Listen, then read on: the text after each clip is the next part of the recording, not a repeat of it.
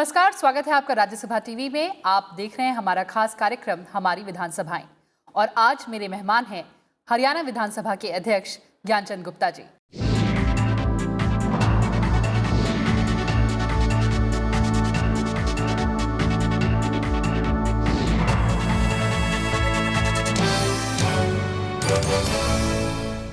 Sir नमस्कार और स्वागत है आपका राज्यसभा टीवी पर। नमस्कार कृति जी, आपका भी बहुत बहुत स्वागत, अभिनंदन। आपका धन्यवाद कि आपने मुझे आपके समक्ष रूबरू होने का अवसर दिया। जी सर, बिल्कुल। और अगर मैं हरियाणा विधानसभा की बात करूं तो एक बड़ी उपलब्धि होने वाली है पेपरलेस असेंबली हिमाचल के बाद। किस तरह की तैयारियां सर?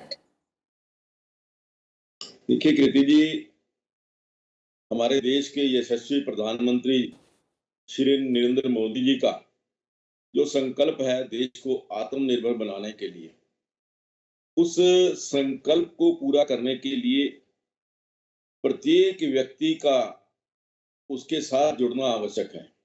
और उनका जो एम्फेसिस रहा है कि वो डिजिटलाइजेशन और कंप्यूटराइजेशन, उसी दृष्टि से हरियाणा विधानसभा ने भी निर्णय किया कि हम भी विधानसभा को हम डिजिटलाइज करेंगे, ई विधानसभा बनाएंगे, पेपरलेस विधानसभा बनाएंगे। उस दृष्टि से हमने लगभग 9-10 महीने पहले ये संकल्प लिया था, लेकिन बीच में कोविड के कारण थोड़ा सा इसमें देरी आई। लेकिन तैयारी की दृष्टि से हमने जब पिछला सत्र था, उसी समय से इसके ऊपर काम करना शुरू किया है।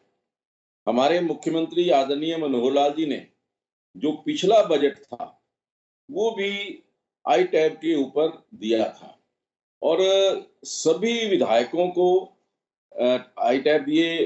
हमने ये लैपटॉप दिए और उसके पश्चात इसके ऊपर हमने काम शुरू कर दिया था। लेकिन कोविड आ गया बीच में। कोविड के कारण आपको पता है कि काफी देरी, बीच में 7-8 महीने हमारे जो काम नहीं कर पाया है, क्योंकि जो हमारा MOU ministry of parliamentary affairs के साथ साइन होना था, वो वहां पर कोविड होने की वजह से, दिल्ली में ज्यादा कोविड का प्रभाव होने की वजह से वो हम नहीं कर पाए थे। लेकिन लगभग 10 दिन पहले ही हमने ministry of parliament affairs, government of Haryana और हरियाणा विधानसभा की ओर से एक ट्राइपार्टाइट एग्रीमेंट हमने साइन किया, जिसके तहत हमें मिनिस्ट्री ऑफ पार्लियामेंट्री अफेयर्स का बहुत बड़ा सहयोग मिलने जा रहा है। और उसी दृष्टि से हमने जो काम जो है वो शुरू कर दिया है अपने, क्योंकि हमने पिछले सत्र के अंदर ही सभी विधायकों से जो हमने प्रश्न मांगे थे, पहले पेपर के द्वारा आते थे, तो उस समय ईमेल से, मेल के द्वारा लोगों ने, हमारे विधायकों ने सभी क्वेश्चन भेजे और हमने उनको ठीक ढंग से चैनलाइज करके उनके प्रश्नों के उत्तर दिए। इसी प्रकार से जो हमने एक और नई प्रक्रिया विधानसभा के अंदर शुरू की है कि जो प्रश्न है, एक जो विपक्ष के जो विधायक थे उनको शिकायत रहती थी कि कहीं ना कहीं पारदर्शिता की कमी है, कहीं ना कहीं जो स्पीकर हैं वो जो विधायक हैं उनकी फेवरेटिज्म करते हैं। तो उस शक को दूर करने के लिए हमने नया सिस्टम यहाँ बनाया कि ड्रा ऑफ लॉट से हम सभी प्रश्न जो हैं वो निकालते हैं और उसके अंदर सभी सत्ता पक्ष के विधायक भी होते हैं और विपक्ष के साथी भी, जो बैठ करके सबके सामने ड्रा ऑफ लॉट्स हम करते हैं। तो उस दृष्टि से हमने जो विधानसभा को ई विधानसभा बनाने के लिए हमने काफी देर पहले प्रयास शुरू कर दिए थे, लेकिन अब इसके अंदर थोड़ी सी तेजी आई है और हमने 2 कमेटीज का गठन किया है। और वो 2, एक हाई लेवल एपेक्स कमेटी जो है उसका गठन किया गया है, जिसके अंदर सारे जो हमारे अधिकारी शामिल हैं। और इसी तरीके से एक स्टेट जो मॉनिटरिंग कमेटी जो है, और ये 2 कमेटीज की हमने फॉर्मेशन कर दी है और इन कमेटीज ने काम करना शुरू कर दिया है। तो मुझे लगता है कि जो देरी कोविड के कारण हुई है, हम इसको जल्दी ही कवर करेंगे और जैसा आपने कहा कि हिमाचल के अंदर एक डेलीगेशन, एक पूरी टीम, जिसके अंदर हमारे सत्ता पक्ष के विधायक भी थे और विपक्ष के साथी भी थे। हमने 2 दिन हिमाचल की विधानसभा का अवलोकन किया। वहाँ के आदरणीय स्पीकर महोदय श्री विपिन सिंह परमार जी से मिले। उनसे कार्यशैली क्या है, काम करने की कोई डिफ़िकल्टी या उसके अंदर कोई दिक्कत तो नहीं आ रही, या विधायकों से भी हमने मिलकर के उनसे चर्चा की कि शुरू-शुरू के अंदर किस प्रकार से उनको कोई दिक्कत आई और उसको उन्होंने किस प्रकार से दिक्कत को दूर किया। तो वहाँ पर और उसके अलावा जो उन्होंने सेटअप बनाया है ई-विधानसभा के लिए, उसका भी पूरा हमने प्रैक्टिकल वर्किंग जो है, वो वहाँ पर देखी। तो मुझे लगता है कि जो हमारे मन के अंदर शंकाएँ थी कि एक विधायक जो इतना ज़्यादा पढ़ा-लिखा नहीं है या ई विधानसभा से या कंप्यूटर से ज़्यादा फ़ैमिलियर नहीं है, उसको कैसे वो समाधान उसका होगा? तो उसके लिए भी उन्होंने बताया कि शुरू-शुरू के अंदर हमने प्रत्येक विधायक को एक उनकी हेल्प के लिए उनका असिस्टेंट के रूप में वहाँ पर उनको विधानसभा के अंदर भी उस प्रकार की व्यवस्था की थी।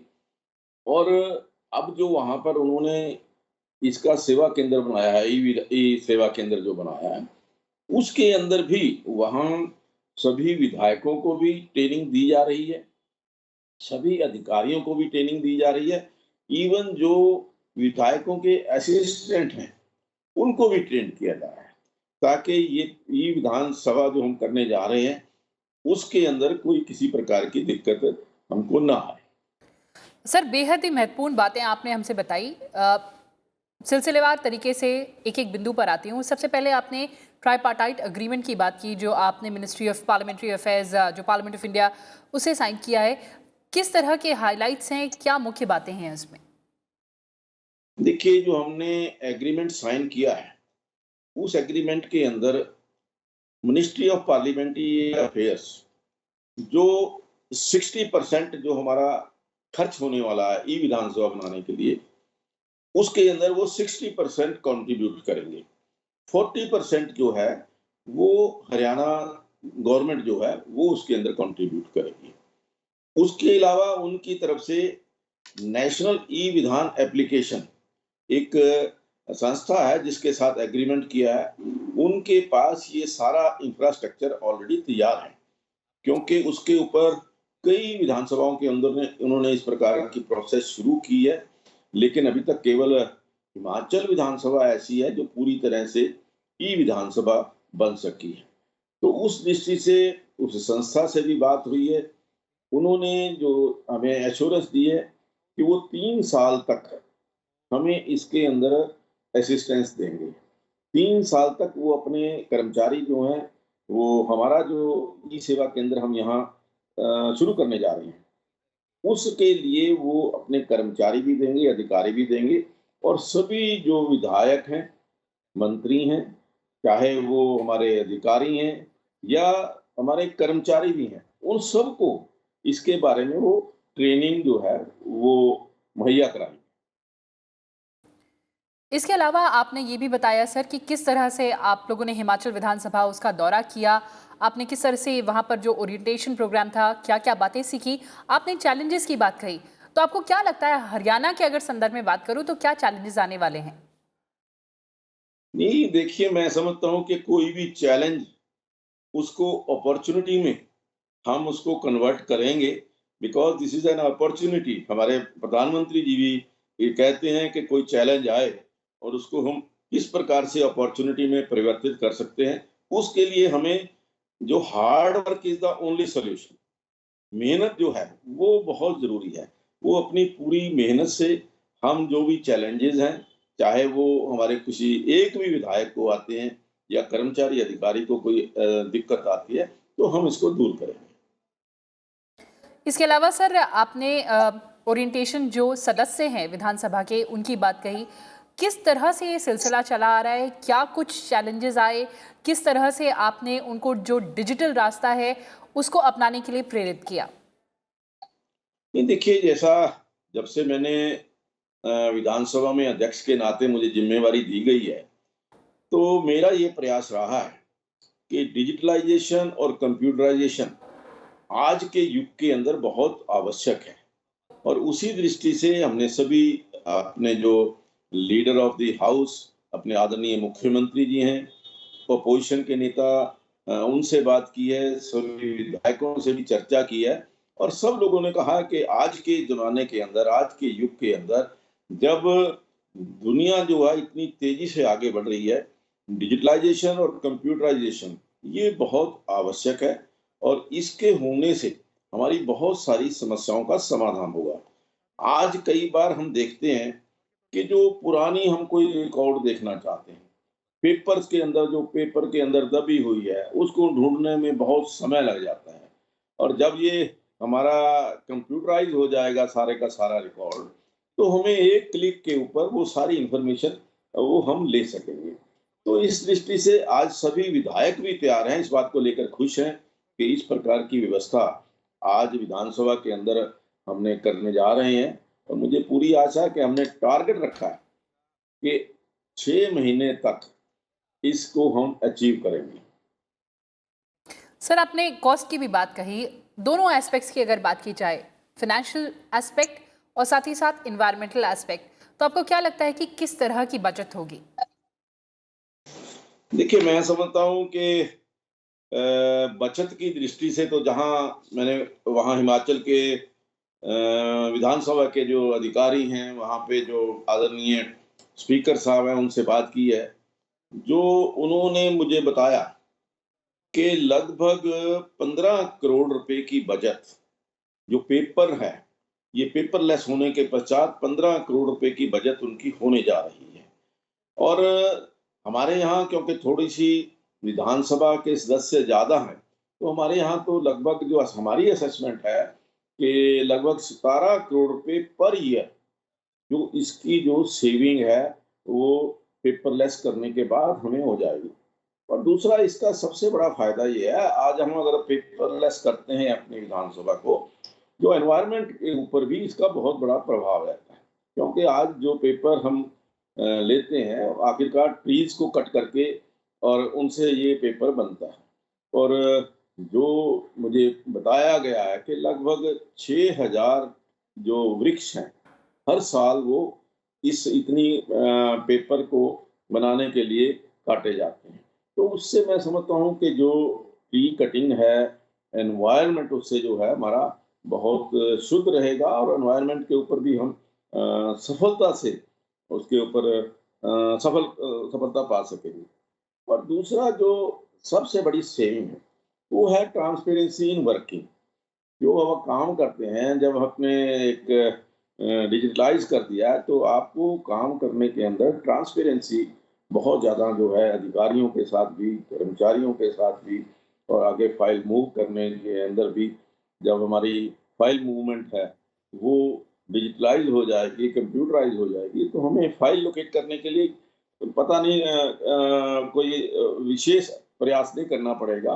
और दूसरा जो अधिकारी हैं, उनको भी हम एक क्लिक के ऊपर देख सकते हैं कि किस अधिकारी के पास कितनी देर फाइल जो है वो रहनी चाहिए थी और कितनी देर वहाँ फाइल रही है और उसके अंदर डिले क्यों हुआ है। तो ये सारी चीज़ें जब कंप्यूटराइज़ हो जाएगा तो मैं समझता हूँ कि ये सारी दिक्कतें जो है दिक्कत हो जाएँगी। और फिर एक और हमें जो इससे सेविंग होने वाली है। अब जब पेपर्स थे तो बड़े-बड़े पेपर्स को हम प्रिंटिंग के लिए बहुत समय मशीनरी का उपयोग होता था, इसीलिए डिस्ट्रीब्यूशन जो पेपर्स का डिस्ट्रीब्यूशन करने के लिए अलग-अलग डिपार्टमेंट के अंदर जाना था। एक बहुत बड़ा खर्चा, वो भी हमारा इसके अंदर सेव होने वाला है। बिल्कुल ठीक कहा आपने सर कि किस तरह से पारदर्शिता बढ़ेगी। लेकिन इसके अलावा अगर मैं संसद की बात करूं, पार्लियामेंट ऑफ इंडिया की बात करूं, तो राज्यसभा के सभापति एम वेंकैया नायडू और लोकसभा के अध्यक्ष ओम बिरला ने भी कई सारे ऐसे कदम उठाए हैं जिससे जो ई नोटिसेज हैं या ई पोर्टल है उसको बढ़ावा मिल सके। किस तरह के बड़े लेसन हैं हरियाणा विधानसभा के लिए?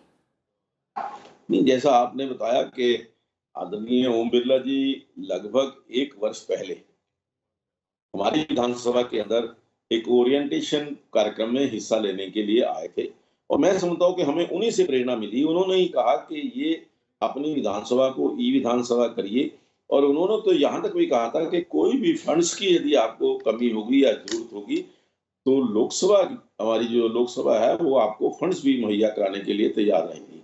मैं समझता हूँ कि उन्हीं का जो एक प्रेरणा है, उनकी प्रेरणा से ही आज हम डिजिटलाइज़ेशन की और ई-विधानसभा की ओर बढ़े हैं। और जिस प्रकार से क्वेश्चंस की बात है या आंसर्स की बात है, तो मैं समझता हूँ कि इससे क्वेश्चन भेजने में भी सभी विधायकों को पहले ही मैंने कहा ना, हमने ईमेल से क्वेश्चन लेने शुरू कर दिए थे। अब ये सारा डिजिटलाइज़ हो जाएगा, तो उसके पश्चात हमें इसकी सेग्रीगेशन के अंदर कौन से डिपार्टमेंट के क्वेश्चन हैं, कि वो बड़ा हमें एक उसकी सुविधा भी हमको मिल जाएगी। सर, अगर इस पूरे प्रोजेक्ट की बात करूं तो आपको क्या लगता है कि इम्प्लीमेंटेशन में आगे क्या-क्या चैलेंजेस आने वाले हैं? किस तरह की कॉस्ट इन्वॉल्व्ड है? ये देखिए, जैसा मैंने बताया ना आपको, अभी तक जो हमारा असेसमेंट है, वो लगभग 20 करोड़ रुपए इसके ऊपर टोटल इम्प्लीमेंटेशन के ऊपर खर्च होने वाले हैं। और उसके अंदर भी जो 60% पार्ट है, वो मिनिस्ट्री ऑफ पार्लियामेंट्री अफेयर्स ने एग्री किया है, और 40% मिनिस्ट्री ऑफ जो हरियाणा सरकार है उसने किया है। लेकिन इसके बावजूद भी पैसे की कोई भी कमी इस प्रोजेक्ट को इम्प्लीमेंट करने के अंदर हम आने नहीं देंगे, कि ऐसी कोई बीच में अड़चन नहीं आएगी। देखिए, चैलेंजेस तो जब हम नया काम शुरू करते हैं, तो चैलेंजेस तो रहते हैं। जो नई चीज़ शुरू करते हैं, तो उसके अंदर जो हमारे स्टाफ है, उसको भी हमने ट्रेनिंग देनी है। उनको भी कहीं न कहीं ये इस प्रकार की चीज़ें सिखानी हैं, अधिकारी हैं या हमारे जो विधायक हैं। अभी सभी जो विधायक हैं, वो वेल क्वालिफ़ाइड शायद नहीं भी होंगे, या कंप्यूटर से फ़ैमिलियर नहीं होंगे। उनको भी हमने प्रेरणा करके, उनके ऊपर एफ़र्ट करके, उनके साथ हम उनको जिस भी असिस्टेंस की ज़रूरत होगी, वो हम उनको देंगे। और जो हम ई-विधान सेवा केंद्र अपने प्रेमिसेस के अंदर स्थापित करने जा रहे हैं, उसके अंदर वो जाकर के हमारे विधायक किसी भी समय वहाँ ट्रेनिंग ले सकेंगे, किसी की भी कोई भी जानकारी लेनी है, वो भी ले सकेंगे, और उसके अंदर ही बैठ कर के ई हम प्रणाली से किस प्रकार से कार्य कर सकते हैं, या कोई उनको असिस्टेंस चाहिए, तो वो जो हमारा ई-विधान केंद्र बनने जा रहा है, उसके अंदर ये सारी फैसिलिटीज़ हम उनको देंगे, ताकि जो हमने एक प्रकल्प शुरू किया है, उसको हम सफलता से लागू कर सकें। सर, जो आपकी लाइब्रेरी है विधानसभा की, उसका भी पूरी तरह से डिजिटाइज़ेशन होने जा रहा है। किस तरह के कदम उठाए जा रहे हैं वहाँ पर? देखिए, हमारी लाइब्रेरी जो है, उस लाइब्रेरी के अंदर लगभग जो 24,000 प्राइज्ड बुक्स हैं, जो हमने खरीदी हुई हैं, उसके अंदर जो साइंस की बुक्स हैं, इकोनॉमिक्स की हैं, लॉ की हैं, और फिलॉसफी की हैं, हिंदी, पंजाबी, ये तीनों लैंग्वेजेस के अंदर हैं। लगभग ये ऐसी 24,000 किताबें हमारे पास हैं, जिनको हमने डिजिटलाइज़ करना है। और इसके अलावा जो हमारे पास लगभग 40,000 अनप्राइज़्ड जो हैं, वो पेपर्स हैं, अनप्राइज़्ड बुक्स हैं। और 1966 से पहले जब हरियाणा का गठन हुआ था, हरियाणा प्रदेश अलग हुआ था, उससे पहले के भी बहुत सारे डॉक्यूमेंट जो हैं, वो हमारे पास हैं। तो इन सब को हमने डिजिटलाइज़ कराना है, इनको कंप्यूटराइज़ कराना है, उसके लिए भी हम अलग से एक योजना बना रहे हैं। उन अलग से हमारा एक जो एग्रीमेंट है, वो भी एक 2 या 3 हमारे पास एजेंसीज़ आई हैं, जो डिजिटलाइज़ेशन करने के लिए पूरी तरह से तैयार है। उसके ऊपर भी हम काम कर रहे हैं। और इसके साथ ही हमारा हम जो मैं समझता हूँ कि लाइब्रेरी को जब हम डिजिटलाइज़ करेंगे, लोकसभा के साथ, क्योंकि आज लोकसभा, राज्यसभा पूरी तरह से डिजिटलाइज़ है, जी। उसके साथ भी उनका हम कोई भी हमें जानकारी लेनी है, तो उस दृष्टि से हम उनसे भी वो जानकारी इसी ई ई उसके ज़रिए उसको ले सकते हैं। इसके अलावा बहुत सारी हमारी लाइब्रेरी के अंदर कमेटी की रिपोर्ट्स पड़ी, जो बहुत पुरानी 1966 से लेकर के अब तक, वो रिपोर्ट्स को भी डिजिटलाइज़ करने का हमारा कार्यक्रम है। तो उसके ऊपर भी हम कार्य कर रहे हैं। और मुझे बताते हुए आपको बड़ी खुशी होती है कि हमने इस 1 साल के अंदर पिछले लगभग 27 साल की जो सारी कार्रवाई है, जो हमारी प्रोसीडिंग ऑफ द हाउस है, उनको हमने डिजिटलाइज़ कर दिया है। उसके ऊपर जो हमारी आईटी की विधानसभा की टीम है, वो काम कर रही है। तो इसको हम 1966 तक लेकर के जाएँगे और पूरे का पूरा रिकॉर्ड जो है, वो डिजिटलाइज़ जो है, होगा। इसके अलावा हमारे आदरणीय मुख्यमंत्री जी ने तो सभी जो हमारे डिपार्टमेंट्स हैं, अलग-अलग डिपार्टमेंट हैं, उनको भी आदेश दिए हैं कि पूरे का पूरा रिकॉर्ड जो है, जो फाइल मूवमेंट है, उसको डिजिटलाइज़ किया जा सके, ताकि जो एक देश की प्रगति के अंदर, देश को आत्मनिर्भर बनाने के अंदर जो आदरणीय प्रधानमंत्री जी का स्वप्न है, उसके अंदर भी हम सहयोगी हो सकें। ये हमारा प्रयास है। बिल्कुल सर, आगे बढ़ते हैं। किस तरह की तैयारियां आने वाले सत्र के लिए? देखिए, आने वाला सत्र क्योंकि फिर से अब कोविड का प्रकोप एक बार लगा था कि शायद कोविड खत्म होने जा रहा है, लेकिन पिछले हफ्ते 10 दिन से ऐसी रिपोर्ट्स आई हैं कि कुछ प्रदेशों के अंदर फिर से दोबारा रिवाइव हो रहा है। तो उस दृष्टि से हमने कोविड के सभी एमएचए की गाइडलाइंस का ध्यान रखते हुए हम इस बार भी जो अपना बजट सत्र है, वो सोशल डिस्टेंसिंग के साथ हम ऑर्गेनाइज करेंगे। उसके अंदर जो बैठने की व्यवस्था है, अब की बार भी वो जो हमने कहा है कि 6 फुट की दूरी, उसको हम मेंटेन करेंगे और बैठने के लिए सिटिंग जो व्यवस्था है, वो उसी प्रकार से की गई है। अब की बार फिर जो हमारे माननीय दर्शक जो आते थे कार्रवाई देखने के लिए, वो अब की बार भी शायद वो नहीं देख पाएँगे, क्योंकि सीटिंग अरेंजमेंट इस प्रकार से किया है कि हमने जो अपनी गैलरी थी, विज़िटर्स गैलरी और जो हमारी वीआईपी गैलरी थी, दोनों के जगह के ऊपर अपने जो माननीय सदस्य हैं, उनको बैठाने की व्यवस्था की है।